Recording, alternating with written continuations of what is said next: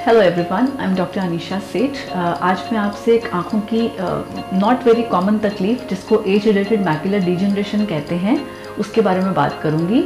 ये एक एज के बाद लोगों में देखी गई है, उम्र की वजह से आती है, जिससे पर्दे में कुछ कमज़ोरी बन जाती है। इसको ARMD AMD भी कहा जाता है इन नॉर्मल लैंग्वेज। जब डॉक्टर आपसे डिस्कस करेगा तो ये टर्म्स ही यूज़ करेगा। अब ये तकलीफ होती क्या है? इसमें जो रेटिना होता है, पर्दा होता है, उसमें देखने वाले हिस्से में कुछ एजिंग की वजह से वेस्ट प्रोडक्ट्स डिपॉजिट हो जाते हैं, जिसकी वजह से वहाँ पे कुछ कमज़ोरी आने लग जाती है। This is of two forms, one is dry and one is wet. Dry form में उसकी वजह से जो वहाँ पे डिपॉजिट्स आ रहे हैं, उसकी वजह से पर्दे में कुछ डैमेज होता है, पर्दा पतला पड़ता जाता है, पीला पड़ता जाता है, कमज़ोर पड़ता चला जाता है, जिसकी वजह से रोशनी कम हो सकती है। इसका अनफॉर्चुनेटली अभी कोई इलाज नहीं है, लेकिन हमें एंटीऑक्सीडेंट्स देने पड़ते हैं, कुछ मल्टीविटामिन्स देने पड़ते हैं मरीज़ को, ताकि तकलीफ़ और ना बिगड़े। लेकिन इसकी वजह से बहुत ज़्यादा विजन कम होना कम केसेस में, रेयर केसेस में ही देखा गया है। इसकी बावजूद जो दूसरा है वेट ARMD, जिसे हम लोग CNVM भी कहते हैं, उसका मतलब ये होता है कि देखने वाले हिस्से के नीचे खून की झिल्लियाँ बन गई हैं।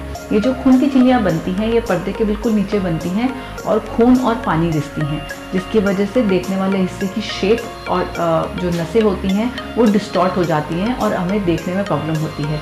जो देखने में दिक्कत होती है वो बिल्कुल सेंटर में होती है, जहाँ आप फोकस कर रहे हैं उस जगह पे होती है और आसपास की रोशनी ठीक रहती है।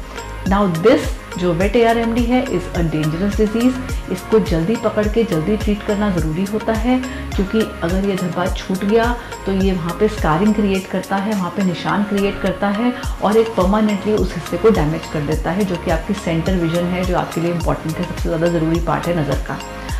इलाज में इसमें आँख के अंदर इंजेक्शन लगाना is the world wide followed protocol. दुनिया भर में वही फॉलो किया जा रहा है। आँख के अंदर मंथली इंजेक्शंस लगाए जाते हैं। शुरू में 3 इंजेक्शन लगाए जाते हैं एक महीने पे, और उसके बाद असेस किया जाता है कि पेशेंट को कितने इंजेक्शन की ज़रूरत है।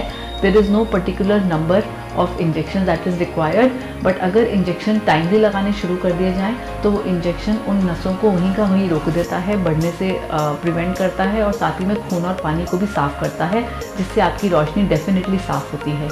बिल्कुल नॉर्मल नहीं आती है, लेकिन बेहतर हो जाती है और ट्रीटमेंट से बिगड़ने से रुक जाती है। अगर आप उसको ट्रीट नहीं करते हैं तो वो बिगड़ती चली जाती है and it can loss to very severe vision loss in few years. Detect करने के लिए एक उम्र के बाद हम लोग रेकमेंड करते हैं, एक एज के बाद आफ्टर 50 कोशिश करें, हर साल अपना आई चेकअप कराएं। कभी भी आपको लगे कि आँख के बीचों बीच कोई प्रॉब्लम हो गई है, नज़र के बीचों बीच धब्बा आ रहा है, चीज़ें टेढ़ी दिखाई दे रही हैं, लाइनें टेढ़ी दिखाई दे रही हैं, रीडिंग में दिक्कत आ रही है, रीडिंग में जहाँ आप पढ़ रहे हैं उसी एरिया में आपको काला धब्बा नज़र आ रहा है, तो अपना इस चीज़ को इग्नोर नहीं करें और इमीडिएटली चेक करवाएं।